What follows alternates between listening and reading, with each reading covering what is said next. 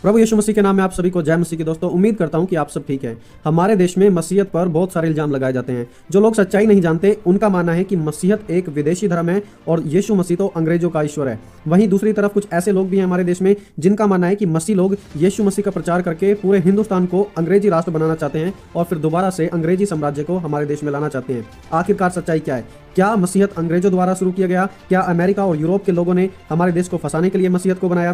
क्या अंग्रेज जब भारत में आए थे तो वही मसीहत को लेकर आए थे या फिर कुछ और ही सच्चाई है? तो दोस्तों वीडियो को अंत तक देखते रहिए। आज हम इसी विषय पर चर्चा करेंगे और ऐतिहासिक रूप से आपको बताएंगे कि मसीहत भारत में कब और कैसे आई। तो चलिए दोस्तों हम शुरू करते हैं। दोस्तों मसीहत जितनी पुरानी है उतनी ही पुरानी है भारत में भी है। प्रभु यीशु मसीह की मृत्यु करीब 33 एडी में हुई और उसके बाद जब हम बाइबल में पढ़ते हैं तो हमें पता लगता है कि पवित्र आत्मा प्रभु यीशु के चेलों पर उतरी और उन्होंने यीशु मसीह के नाम का प्रचार करना शुरू कर दिया। प्रभु यीशु मसीह ने कहा था, जब पवित्र आत्मा तुम पर उतरेगी तो तुम सामर्थ पाओगे और यरूशलेम, यहूदिया और दुनिया के अंत छोर तक मेरे गवाह ठहरोगे। अब जब पवित्र आत्मा उतरी तो यरूशलेम में तो जोरों शोरों से यीशु मसीह के नाम का प्रचार फैलने लगा, लेकिन चेले दूसरी जगह जाने के लिए बिल्कुल भी तैयार नहीं हुए। वो यरूशलेम में ही रुके हुए थे और उसी समय साउल कलीसिया को सताना शुरू कर देता है और इस सताव से बचकर प्रभु यीशु मसीह के सारे चेले इधर उधर भाग जाते हैं। जैसे कि मती इथोपिया में चला गया, पतरस रोम और टर्की में चला गया और वैसे ही प्रभु यीशु मसीह का एक चेला थॉमस वो उस समय भारत में आ गया।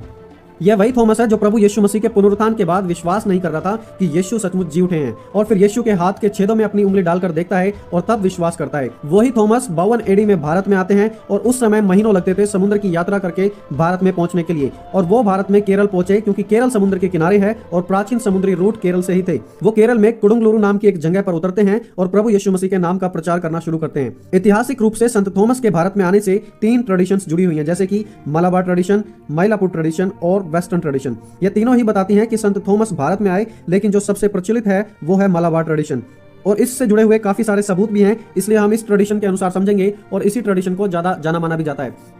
संत थॉमस ने भारत आकर प्रचार किया 52 एडी में कुछ ब्राह्मण्स को और साथ ही साथ कुछ यहूदियों को। उस समय भारत में यहूदी भी रहते थे क्योंकि केरल से व्यापार होता था और ब्राह्मण्स को जो कि नंबूदरी थे, हाई क्लास लोग थे, उनको भी यीशु मसीह का प्रचार करना शुरू किया और उसके बाद बहुत सारे लोगों ने उनकी बात को मानना शुरू किया और प्रभु यीशु मसीह के अनुयायी बन गए। ऐतिहासिक तौर से कुछ परिवारों के नाम जो आज भी सीरियन चर्च के रिकॉर्ड में पाए जाते हैं वो नाम वहां पर लिखे हुए, जैसे कि काली और कालियांकल इत्यादि की परिवार प्रभु यीशु मसीह में विश्वास में आए थे। संत थॉमस सुसमाचार का प्रचार करते रहे और उन्होंने 7 कलीसियाएं तैयार की जो आज भी केरल में मौजूद हैं। कोडुंगलुरु, पलियूर, प्रयूर, कोकामंगलम, निरनाम, नीलांकाल, कुइलुन। और संत थॉमस ने वहां करीब 9 से 10 साल तक वहां पर सेवा की और उसके बाद वो मइलापुर आ गए जो कि तमिलनाडु का एक भाग है। दोस्तों चाहे केरल होता था या तमिलनाडु, संत थॉमस जहां भी जाते वहां यीशु मसीह के नाम का प्रचार करते रहे और लोग मसीह में आते गए। अब यह देखकर कि थॉमस यीशु मसीह का प्रचार कर रहे हैं और लोग उनके संदेश को ग्रहण कर रहे हैं तो बहुत सारे लोग थॉमस से जलने लगे और संत थॉमस को उन्होंने मारने का फैसला लिया। उनसे बचते बचते थॉमस भागकर एक गुफा में छिप गए जिसे लिटिल माउंट के नाम से भी जाना जाता है और शत्रुओं ने उनका पीछा किया और जब थॉमस एक पहाड़ पर छिपकर प्रार्थना कर रहे थे तब उन्होंने पीछे से आकर उन्हें भाला मारकर उनकी हत्या कर दी और उस पहाड़ का नाम सेंट थॉमस माउंटेन भी पड़ा जो कि चेन्नई के पास है। और जहां संत थॉमस की मृत्यु हुई वहां एक चर्च भी बना दिया गया जिसे सेंट थॉम बेसिलिका के नाम से जाना जाता है। दोस्तों जैसा मैंने पहले भी कहा था कि मसीहत भारत में उतनी ही पुरानी है जितनी पुरानी मसीहत वास्तविकता में है। मसीहत भारत में अंग्रेजों द्वारा नहीं लाई गई, यह संत थॉमस के द्वारा लाई गई थी जो प्रभु यीशु मसीह के 12 चेलों में से एक थे और आज भी उनकी बनाई हुई 7 कलीसियाएं मौजूद हैं। प्रूफ है पूरे सीरियक चर्च के पास।